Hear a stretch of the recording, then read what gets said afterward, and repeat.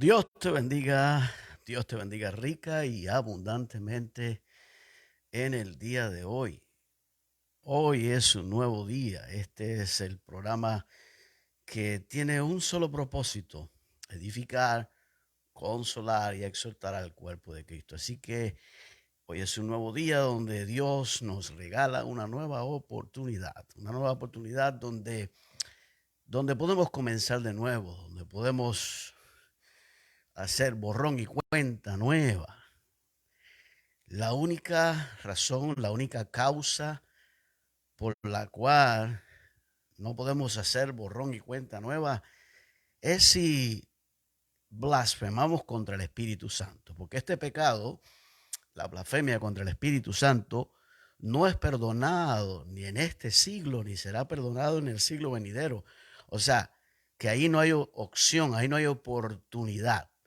Pero fuera de este pecado de la blasfemia contra el Espíritu Santo, Jesús lo dijo: podrás hablar del Padre, podrás hablar mal del Hijo, o sea, de quien usted quiera hablar mal, pero y nuestros pecados serán perdonados. Pero la blasfemia contra el Espíritu Santo no será perdonado ni en este siglo ni en el venidero.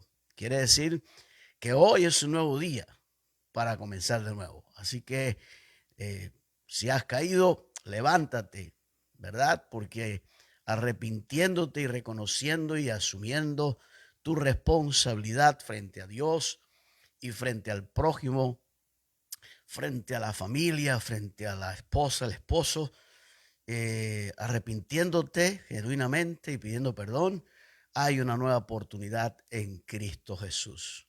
Es por eso que en el día de hoy podemos decir: hoy es un nuevo día. El día de ayer, me fascina decir esto y repetirlo muchas veces, el día de ayer ya pasó, ¿verdad? Mañana no sabemos si vendrá. Por eso hoy, levántate, hoy clama, hoy intercede, hoy pon tu fe en el Señor, en sus promesas, y hoy es el día de tu milagro. Hoy es el día. Mañana no sabemos si vendrá. Ayer ya pasó. Hoy es ahora. Dios vive en el eterno presente y para nosotros el eterno presente es el día de hoy. El segundo que estamos ahora respirando, porque ni siquiera tenemos conocimiento ni control de lo que pueda suceder a las 7 de la noche del día de hoy. Por eso, viviendo con afán, sí, porque afán tiene una connotación negativa si se mezcla con la ansiedad. El afán no es otra cosa que poner empeño, el afán es hacerlo con premura, con prioridad. Eso es lo que significa la palabra afán. Pero lo que está diciendo la escritura es que no podemos vivir con afán y ansiedad. Ansiedad es preocupación desmedida que no es sentido de responsabilidad. Sentido de responsabilidad es afán, es preocupación y lo hacemos. Así que estamos saludándole en el nombre del Señor y por supuesto muy buenos días a aquellos que buenos días, muy buenas tardes a los que son buenas tardes y muy buenas noches también a aquellos que ya es ahorita la noche. Así que estamos gracias a Dios porque Él nos permite, nos concede estar ministrando su palabra. De pronto vemos a Nancy Margarita: bendiciones mi querida hermana, amén, gloria a Dios, dice ella. Este es el nuevo día que Dios ha hecho para ti, Nancy, para bendecirte. Gloria al Señor, para hablar a tu vida. Bueno, estoy muy apasionado con el tema que estoy compartiendo y el tema que estoy compartiendo es ungidos para servir. El primer mensaje ya está compartido. Si usted está interesado en verlo para seguir la secuencia, está muy bien. Así que este es el segundo mensaje del tema ungidos para servir. Y es obligatorio una lectura en Lucas capítulo 4, versículo 17 al 19. Dice la escritura: y se le dio el libro del profeta Isaías, y habiendo abierto el libro, halló en el lugar donde estaba escrito. Número 1, el Espíritu del Señor está sobre mí. 2, por cuanto me ha ungido para dar buenas nuevas a los pobres. 3, me ha enviado a sanar a los quebrantados de corazón. 4, a pregonar libertad a los cautivos. 5, y vista a los ciegos. 6, a poner en libertad a los oprimidos.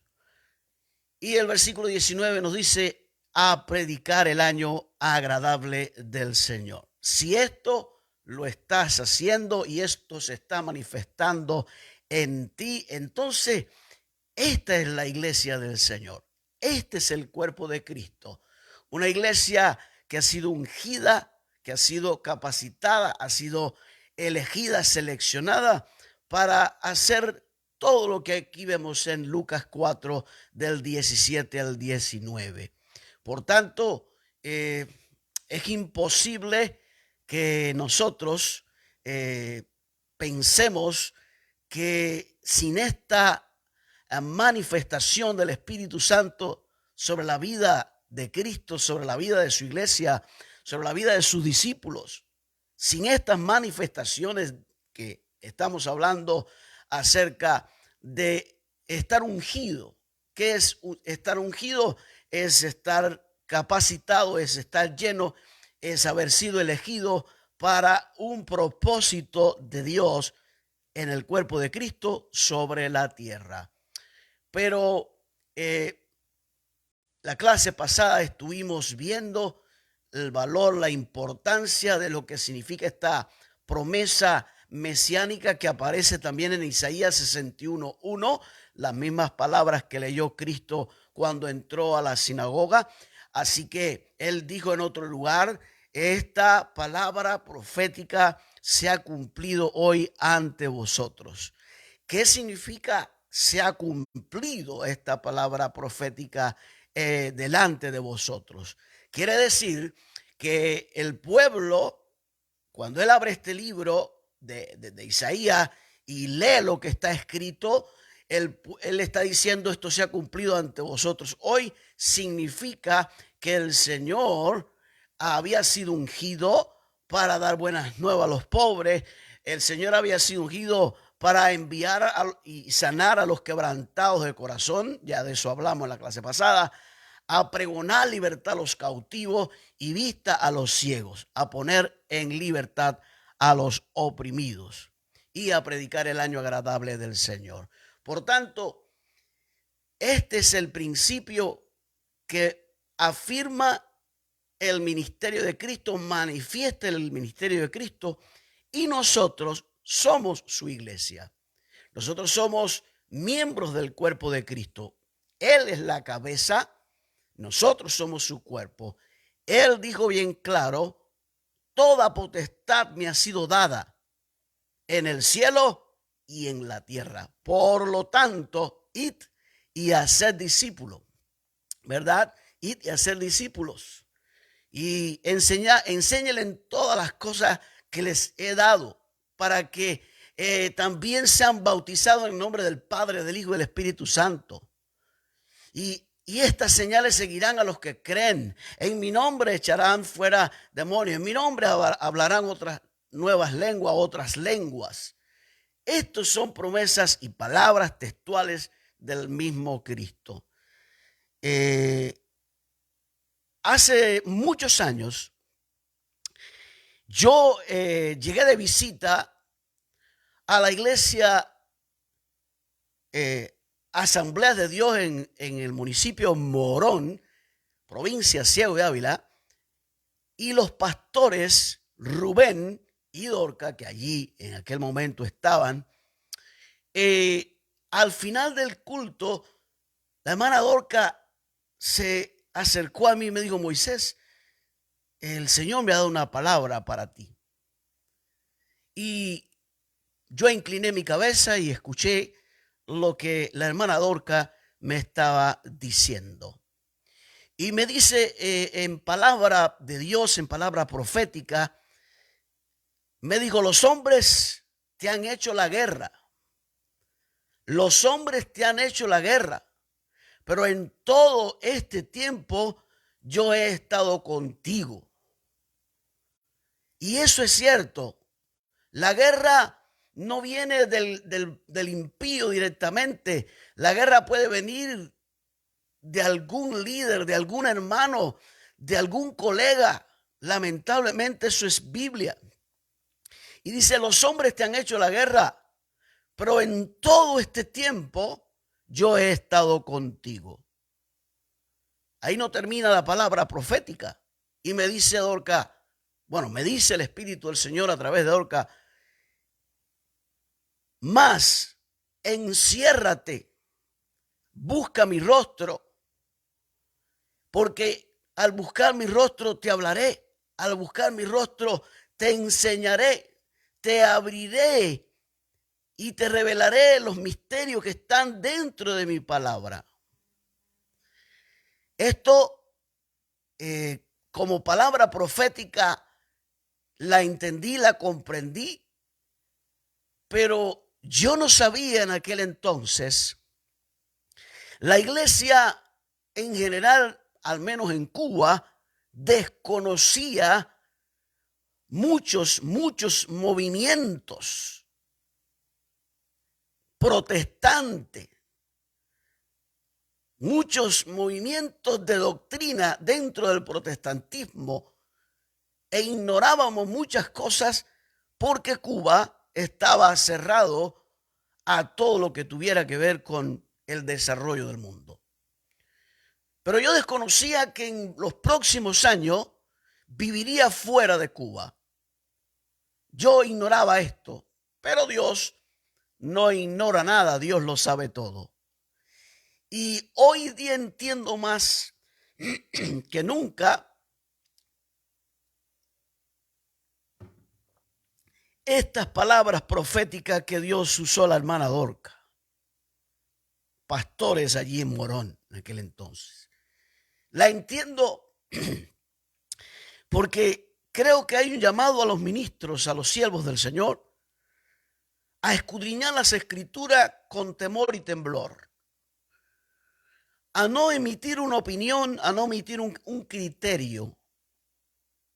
Y es que hoy día, y creo que no solo hoy día, ha sido una lucha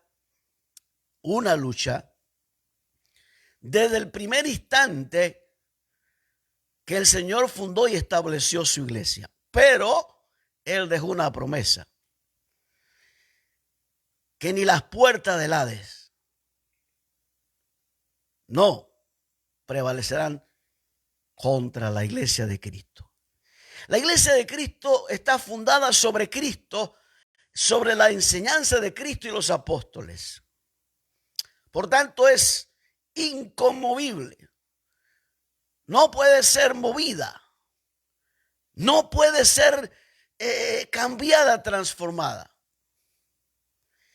Y hoy quiero hablarle de un pensamiento teológico que yo no le llamaría pensamiento teológico. Hoy quiero hablarle de un movimiento o de un pensamiento, un concepto, una opinión, porque cuando hablamos de teología, para establecer doctrina, para enseñar una doctrina, ¿qué es doctrina? Una enseñanza.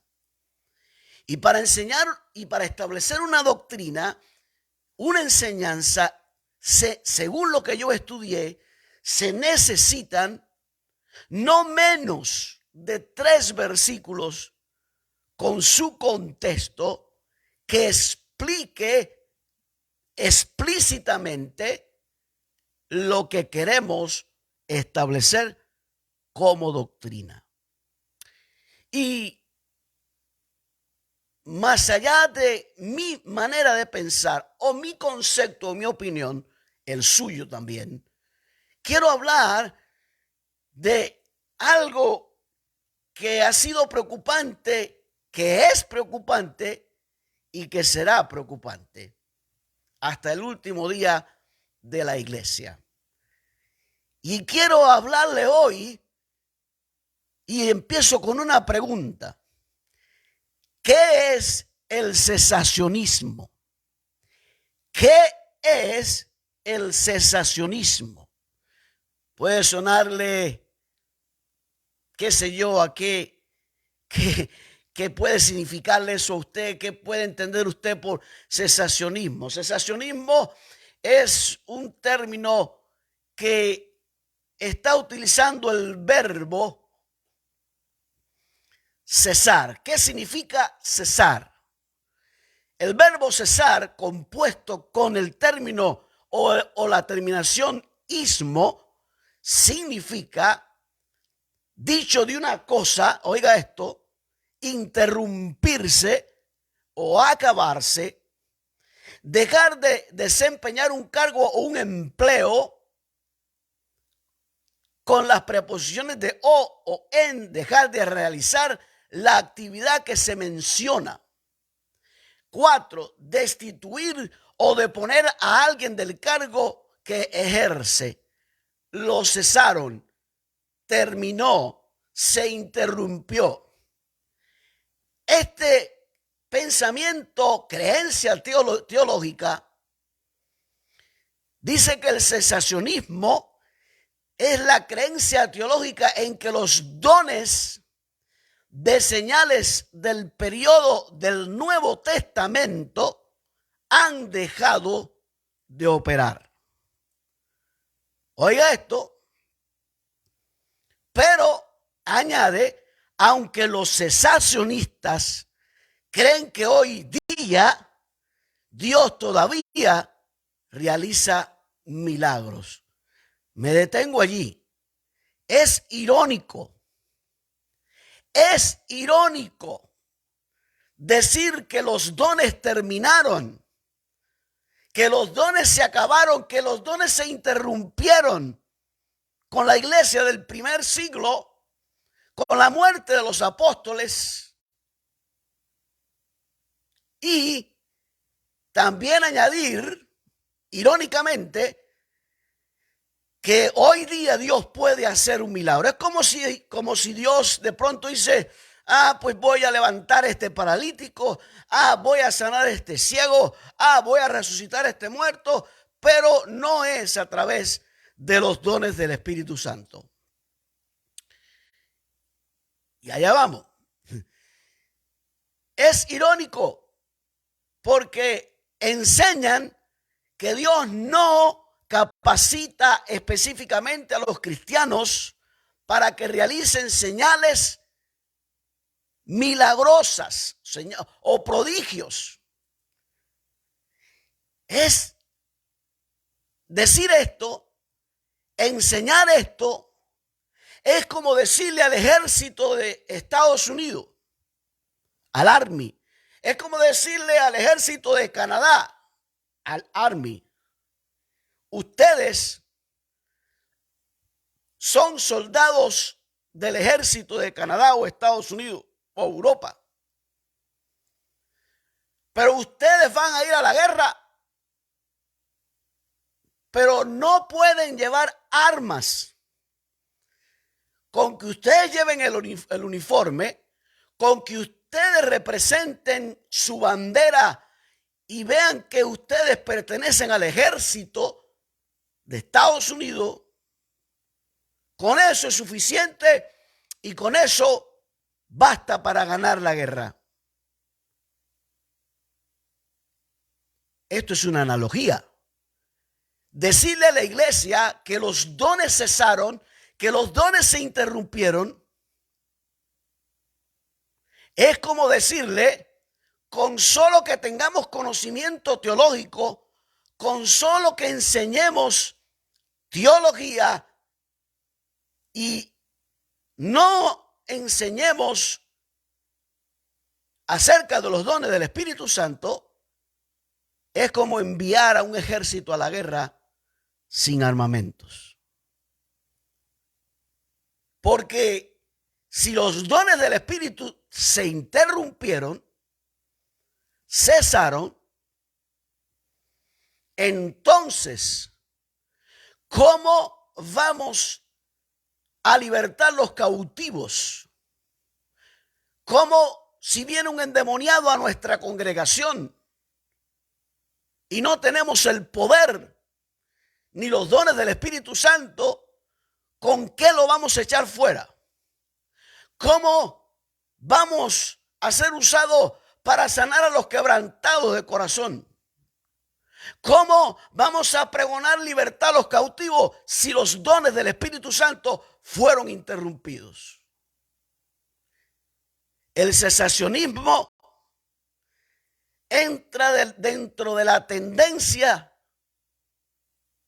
de los no carismáticos, y que hay que reconocer que dentro del mundo carismático hay corrientes peligrosas dentro del movimiento carismático. El movimiento carismático no solo se ha quedado en las iglesias conocidas como pentecostales. El movimiento carismático se ha extendido a iglesias tradicionalmente no carismáticas, y ciertos pastores y ciertas congregaciones han entrado en el movimiento carismático, hasta una alabanza y una adoración ungida, pero hasta ahí. De ahí no pasan. E inclusive la Iglesia Católica Apostólica Romana entendió que cambiar su liturgia de alabanza y adoración traería a algunos a su congregación.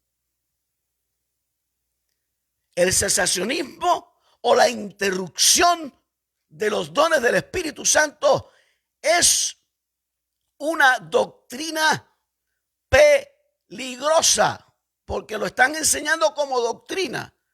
Pero note lo que voy a decir ahora. El único texto en el cual ellos se fundamentan para decir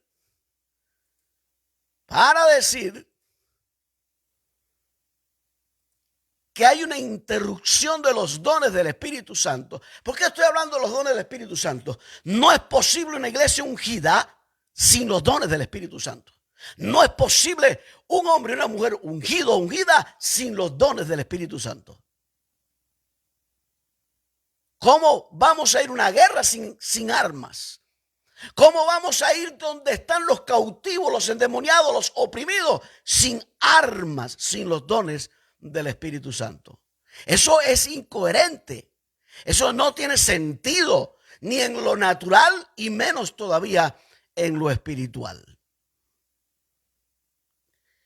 Dice que ellos usan primera carta a los Corintios, del versículo 8, cuando Pablo está hablando a la iglesia, a los corintios, y que este capítulo en ninguna manera está diciendo que los dones serán interrumpidos antes del rapto de la iglesia, antes de que tú o yo nos vamos con el Señor, si nos toca morir antes. La interrupción, o cuando van a terminar los dones del Espíritu Santo, es cuando Cristo venga por su iglesia. Aún Cristo no ha venido a arrebatar su iglesia. Ellos usan primera carta a los Corintios, capítulo 13, y leemos solo del versículo 8.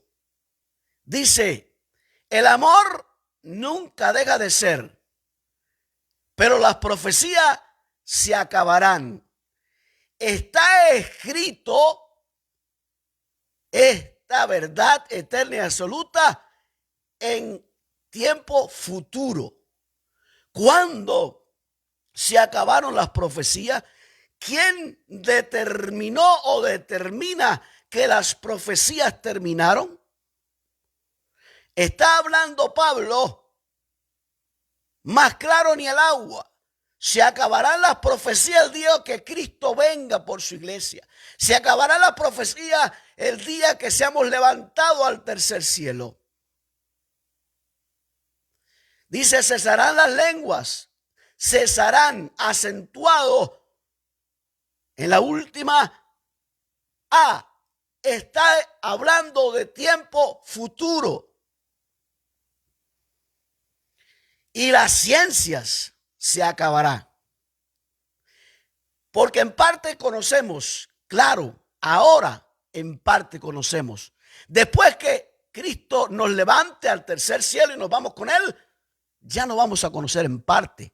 Ahora conocemos en parte. A través de los dones del Espíritu Santo se nos revela en parte. Se nos habla en parte. Lo que es oculto pertenece a Dios. Lo que es revelado pertenece a los hombres.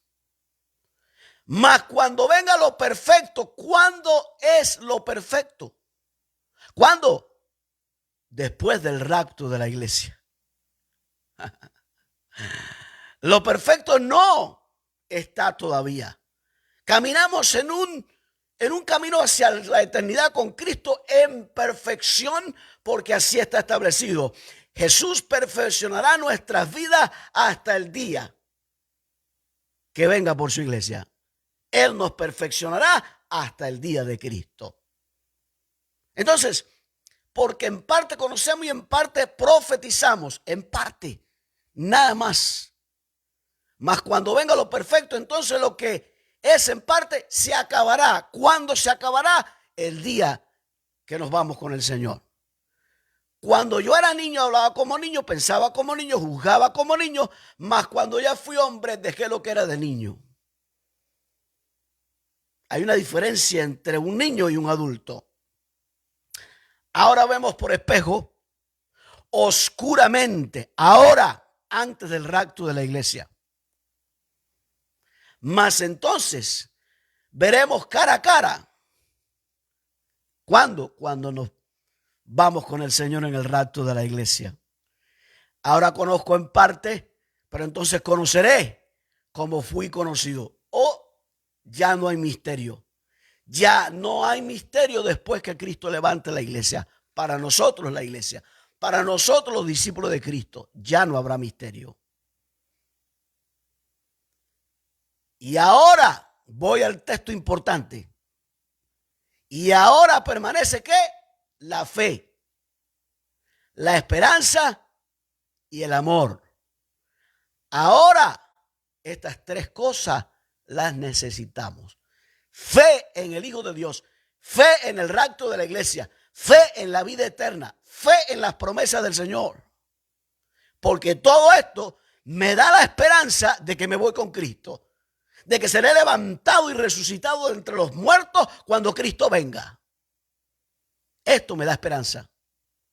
Pero la fe, la esperanza sin el amor no garantiza la vida eterna, no garantiza el cielo. Porque ¿cómo vamos a ir al cielo si yo no tengo amor? Hay gente con fe, sí, hay gente con esperanza, pero hay gente con falta del fruto del Espíritu Santo.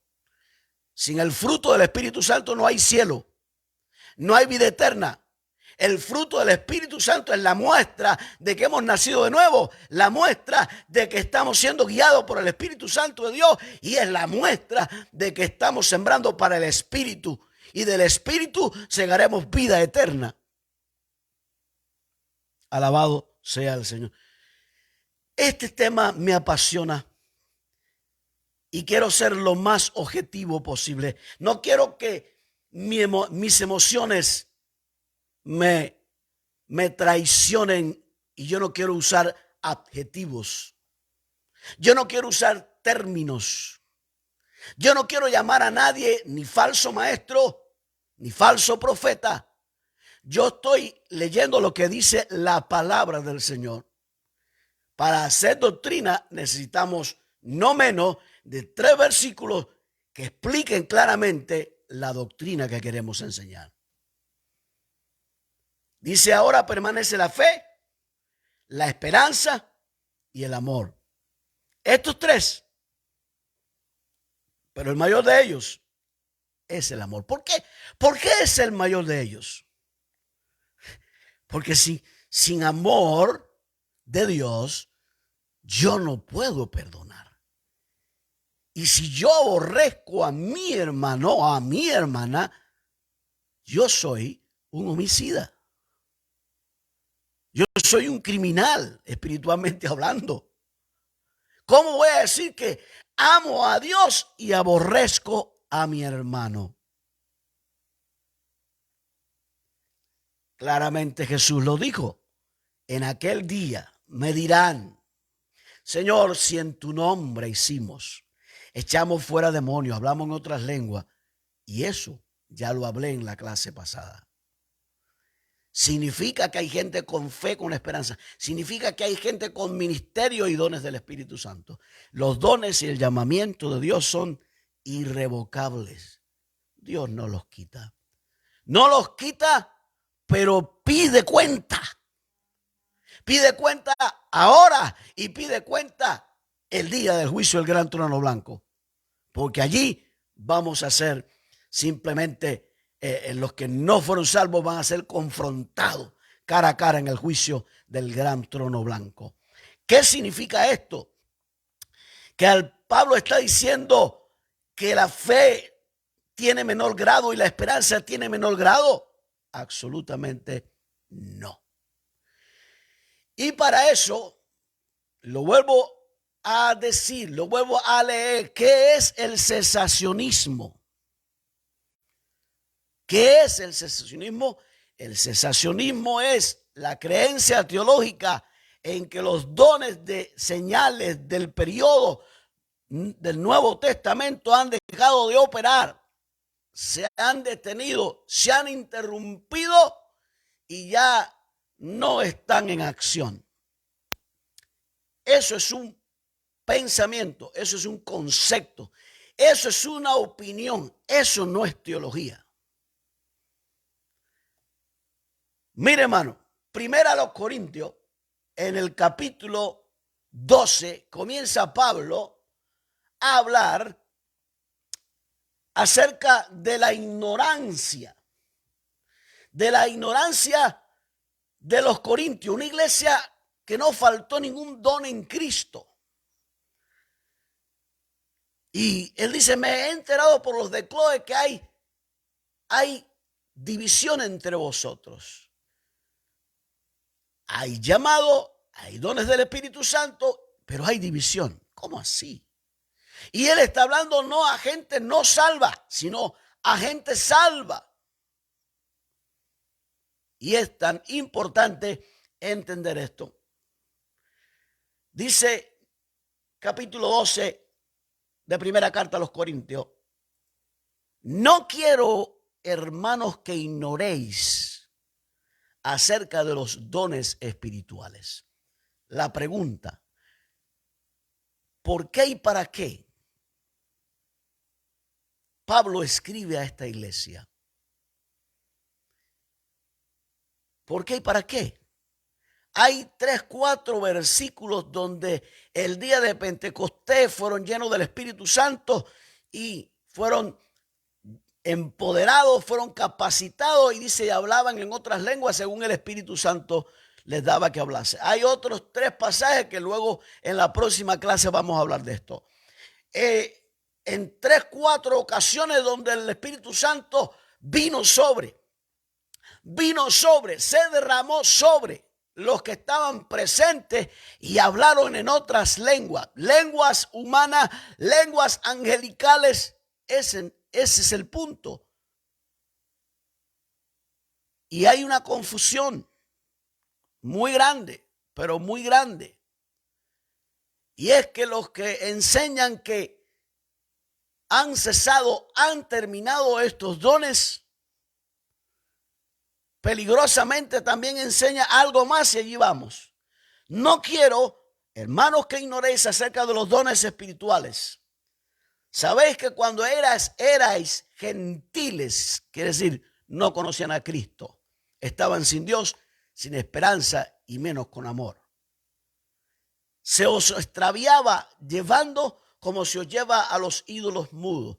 Cuando la iglesia no tiene los dones del Espíritu Santo, mi pregunta es, y se impone la pregunta, ¿cómo podemos ser guiados si no tenemos los dones del Espíritu Santo?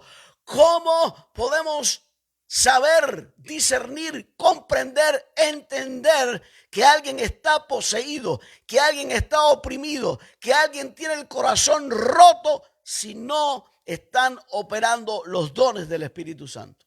¿Cómo? Lo vuelvo a repetir, es como ir a la guerra.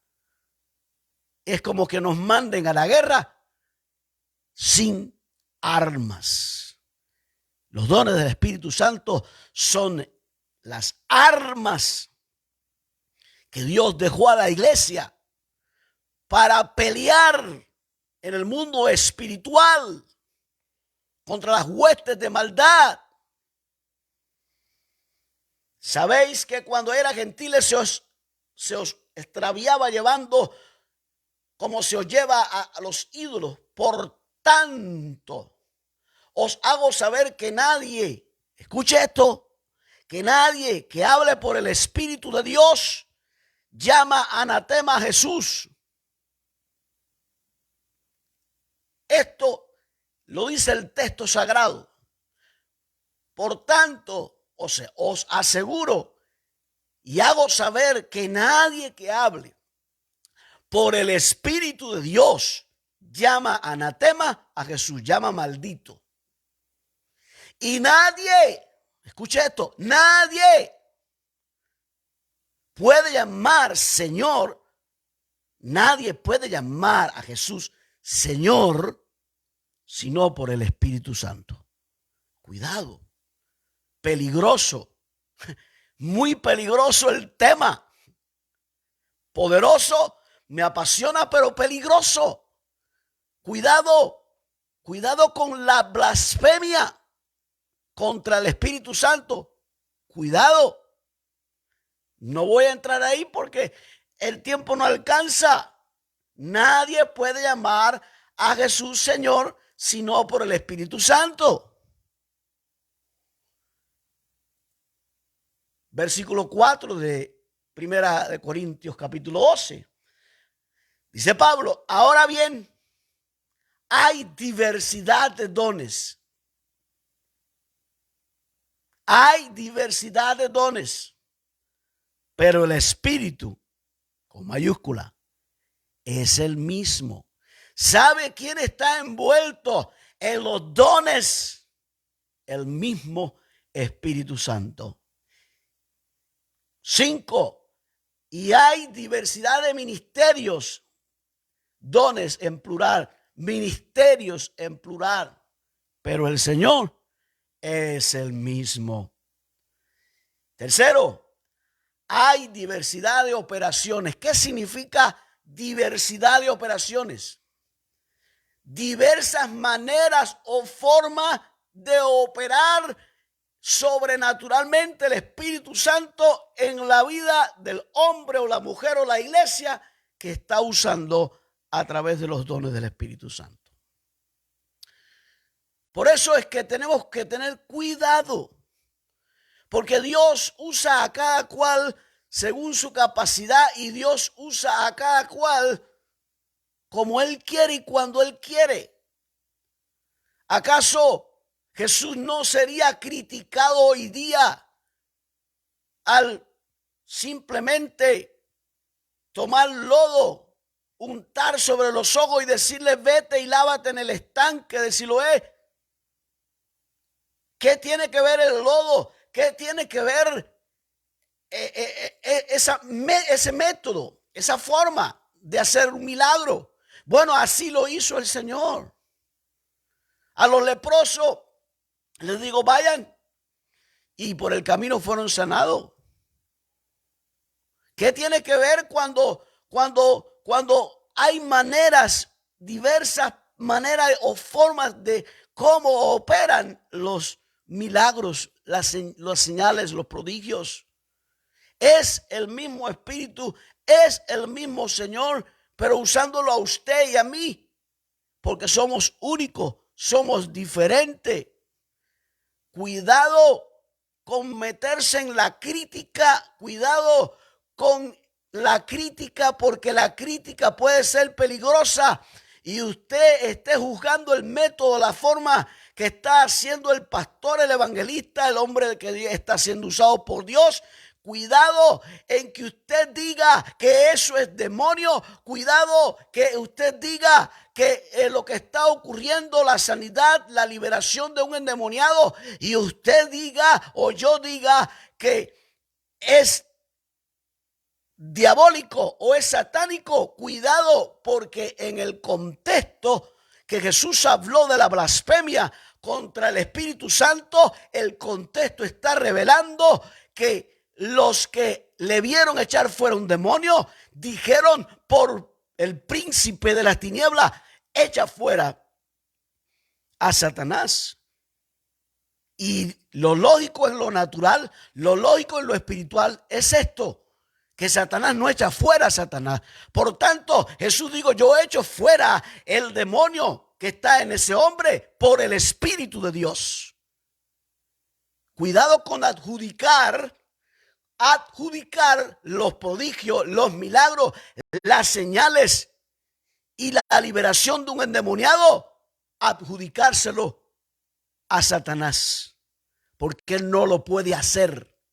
Él no lo hace. Quien hace esto es el Espíritu de Dios. Y Jesús dijo, por el dedo de Dios, por el Espíritu de Dios, echo fuera a Satanás.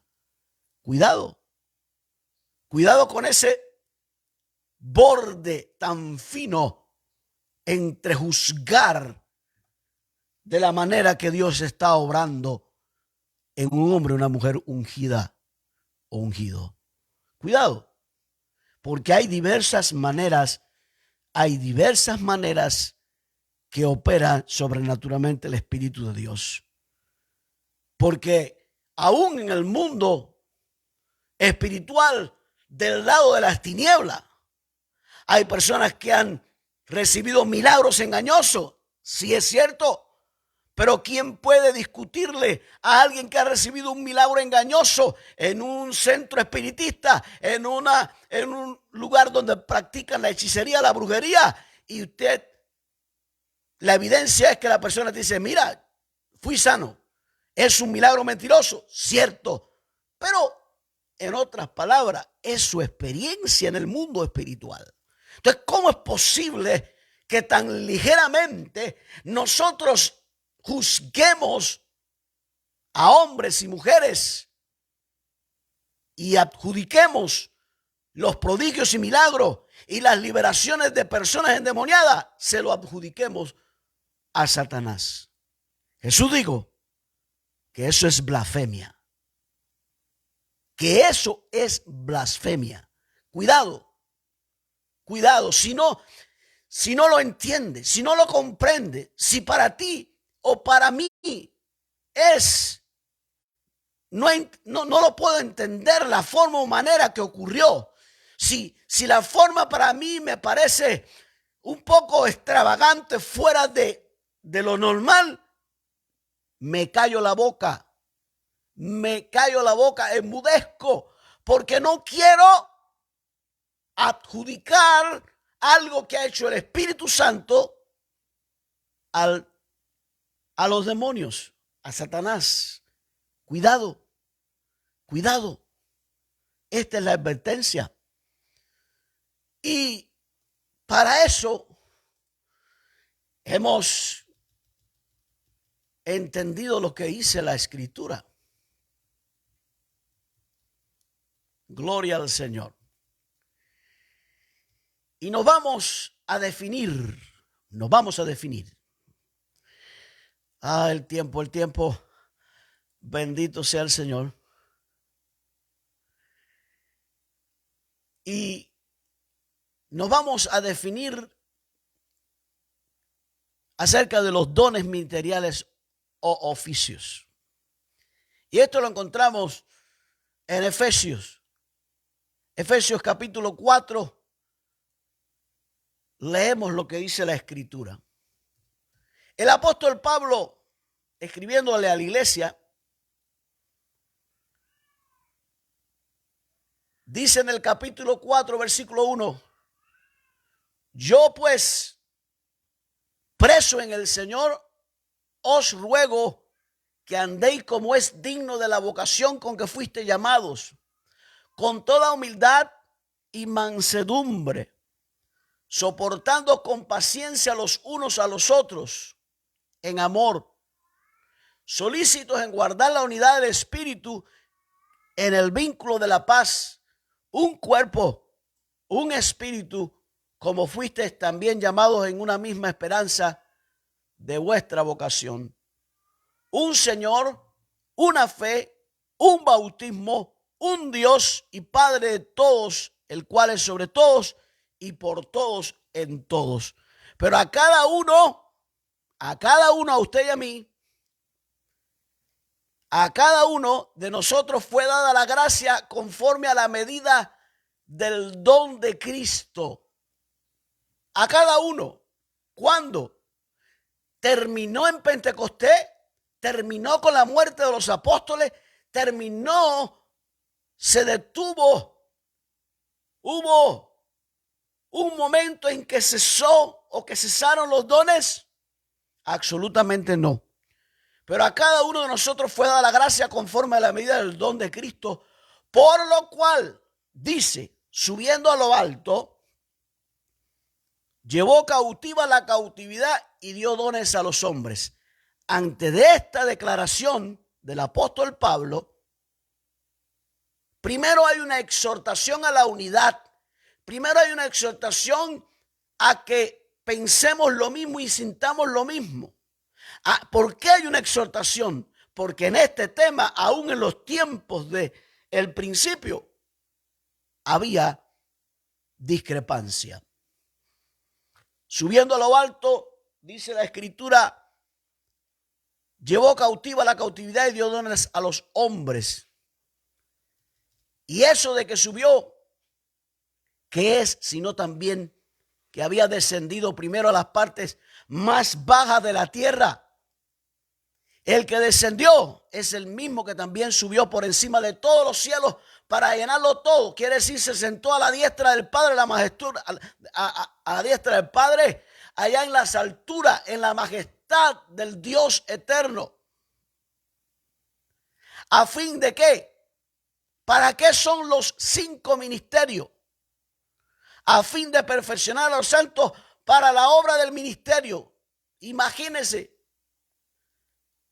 El texto que usan para decir que el ministerio de este movimiento cesacionista reclama y dice que el ministerio apostólico, el ministerio de profeta, ya están terminados, cesaron, se interrumpieron. Y algunos dicen que algunos pueden tener el don de profecía, pero no el oficio. Y no el ministerio de profeta, que eso terminó. Entonces, mi pregunta es, entonces dice, a fin de perfeccionar los santos para la obra del ministerio, para edificación del cuerpo de Cristo. ¿Terminó la edificación del cuerpo de Cristo con los apóstoles? ¿Terminó la edificación del cuerpo de Cristo en cuándo, en qué momento, en qué tiempo? Hasta que todos significa los cristianos de aquel momento y los cristianos de hoy día. Hasta que todos lleguemos a la unidad de la fe y del conocimiento del Hijo de Dios, a un varón perfecto, a la medida de la estatura de la plenitud de Cristo. Si los ministerios terminaron,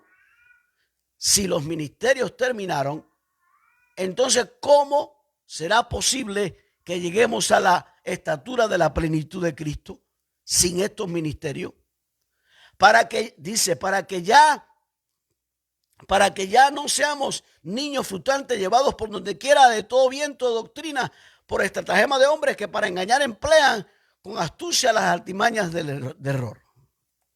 Así que él constituyó a unos apóstoles, a otros profetas, a otros evangelistas, a otros pastores y maestros. Conclusión, que si el ministerio apostólico y el ministerio profético terminó y ya los dones del Espíritu cesaron, mi pregunta es, ¿qué hacemos con el ministerio de evangelismo? ¿Se imagina usted un evangelista sin los dones del Espíritu Santo? Imagínese usted un evangelista haciendo evangelismo sin los dones del Espíritu Santo. Bueno, sí, puede ser.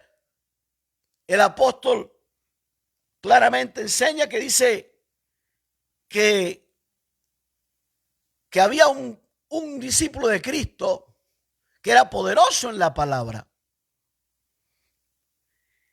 Y podemos ser poderosos en la palabra. Y hay que ser poderoso en la palabra. Porque la propia palabra levanta, sana, restaura en la vida de un hombre ungido. Eso es cierto. Pero no podrá haber una gente libre de atadura. No podrá haber una gente sana de una enfermedad física o de una enfermedad psicosomática. No puede haber una persona con un corazón sanado porque lo tiene roto si no hay la acción, la manifestación, la operación de los dones del Espíritu Santo.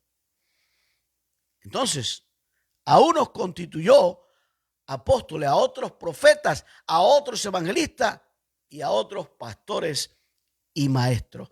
Cuando usa en la preposición y, simplemente está uniendo dos oficios, porque es imposible que un pastor no sea maestro. Es imposible. Puede que alguien pueda ejercer el magisterio y no sentirse llamado al pastorado, lo puedo entender, pero si es pastor, es imposible que no sea maestro.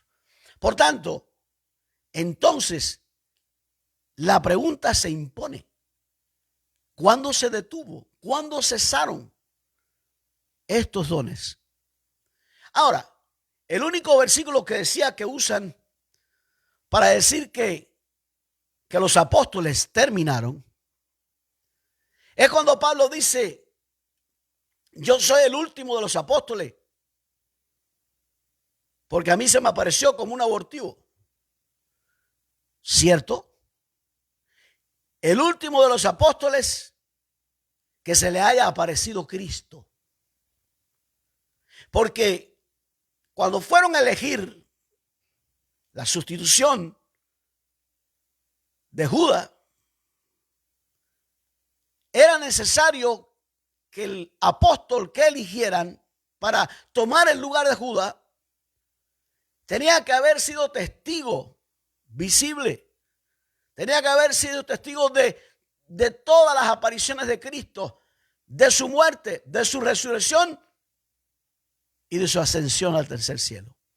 Esa era la manera que tenían ellos para calificar o cualificar que era alguien un apóstol. Esto es en cuanto a los 12 apóstoles.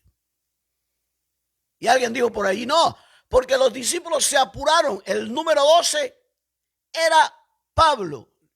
Eso es incorrecto. Porque aunque la elección hubiera llegado en el tiempo de la conversión del apóstol Pablo o Saulo de Tarso, eso era imposible. Porque Saulo de Tarso, luego Pablo, no fue testigo de todo lo que los 12 apóstoles vieron. Entonces, no era Pablo el apóstol número 12. A Pablo se le reveló el Señor en persona, a Pablo le habló en persona y él reclama y comienza reclamando en el capítulo número 1 de los Romanos su apostolado, y en la iglesia de los Corintios reclama su apostolado. No creían y no aceptaban el apostolado de Pablo. Ahora, hay una diferencia entre el apostolado de los 12, el apostolado de Pablo y los apóstoles que son comisionados, que son, le dan una asignación el Señor para plantar iglesias. Un apóstol, para que alguien sea reconocido como apóstol hoy día en el cuerpo de Cristo, tiene que haber en ese hombre, en esa mujer, porque aún hay mujeres que tienen también este nombre, este oficio de apóstol. Lo que estoy diciendo es que las señales son las siguientes, las mismas que hubieron en los apóstoles de los 12, las mismas que hubieron en el apóstol Pablo. Tiene que haber una capacitación y una unción y una manifestación de los dones del Espíritu Santo de manera sobrenatural, y eso es la evidencia de que podemos calificarlos o cualificarlos como apóstoles. Hay otro pasaje que usan para negar este oficio hoy día, y es que en Apocalipsis que hay algunos que se hacen llamar apóstoles entre vosotros y que fueron probados y fueron hallados mentirosos, y esto lo usan para criticar o juzgar o condenar el movimiento apóstoles y profetas hoy día. Pero no, eso está incorrecto.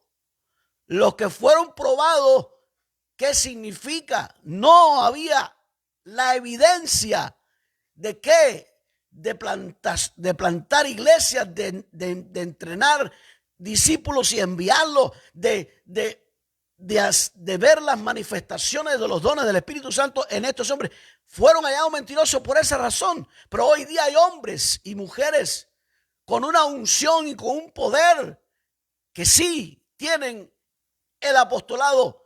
¿Y qué es ser un apóstol? Es simplemente ser alguien enviado. No nos compliquemos, no nos enredemos en esto. Son enviados. Y la muestra es su resultado, la muestra es la evidencia, la muestra es las señales que le siguen. Entonces, estos 5 ministerios fueron constituidos porque es irracional pensar que ya no existe el ministerio profético, que ya no existe el ministerio de apóstol, y entonces sí existe el de evangelista, pastores y maestros. Un evangelista sin señales, eso no lo entenderé nunca. Un evangelista sin señales. Ok, ha habido evangelistas con señales. ¿Cuál? Señales que al predicar el mensaje de salvación, multitudes han venido al Señor. Según cuentan, Billy Graham reconocía que él sí hablaba en otras lenguas, pero en privado. Hay algunos del movimiento carismático no pentecostal que reconocen y que hablan en otras lenguas en privado. De eso vamos a hablar después. Pero el punto es el siguiente, que para ser evangelista, para ser un apóstol, para ser un profeta, las señales tienen que seguirte. Y lo que confirma que eres un profeta es cuando abres tu boca en palabra profética a través del don de profecía. ¿Cómo es posible que un profeta no tenga el don de profecía? Ok, alguien puede tener el don de profecía y no el ministerio. Eso es cierto también. Un ministerio es un oficio y que el Dios de los cielos te capacita para que como profeta puedas dar una palabra profética a través de los dones de revelación. Entonces, vamos a detenernos en esto. ¿Cómo asegurar que los dones se han detenido, cesaron, terminaron, se interrumpieron? Si eso es cierto, estamos más perdidos que Barrabás. Si eso es cierto, la iglesia está luchando en la carne contra las huestes de maldad. Si eso es cierto, estamos perdidos, porque sin armas no se puede ir a una guerra. Así que Cuidado con este movimiento, con este pensamiento del cesacionismo. Lo busqué en el diccionario y el término como tal no aparece. Aparece cristianismo, aparece todos los ismos, casi todos los ismos, pero este ismo no aparece porque es algo sensacional. Cesacionismo, interrumpido, terminado los dones del Espíritu Santo. ¿Se imagina usted una iglesia sin las armas del Espíritu Santo para pelear contra el mundo espiritual? ¿De qué manera podemos ser guiados solamente por la palabra? Sí, por la palabra somos guiados, pero ahí está en la palabra el uso de los dones del Espíritu Santo. En detalle hemos hablado acerca de esto en el capítulo 12 de Primera a los Corintios, porque luego estaremos haciendo énfasis en el 13 y en el 14. El Dios nuestro, en este día ya son las 11:01. El Dios nuestro te bendiga. Agradecemos a Nancy, Margarita, su conexión. Agradecemos también a la suegra, nuestra querida suegra, Josefina Rosel. Dios te bendiga también. Ángel Alberto Barbán is watching now. Dios te bendiga, Barbán. Gracias por estar ahí. Y el propósito nuestro no es en lo absoluto contender con nadie. El propósito nuestro es establecer lo que está en la Escritura. No han cesado los dones del Espíritu Santo. Así que el Dios nuestro te bendiga. Y si Dios quiere, y estamos todavía en la tierra y Cristo no ha venido, porque cuando Cristo venga, cesarán las lenguas. Cuando Cristo venga, cesarán las profecías. Cuando Cristo venga, cesarán las revelaciones. Cuando Cristo venga. Todavía no ha venido. Todavía necesitamos el uso de los dones del Espíritu Santo. Así que si estamos aquí todavía, el próximo viernes, si Dios quiere, estamos otra vez compartiendo acerca del tema ungidos para servir. Nos vemos y Maranata, Cristo viene pronto.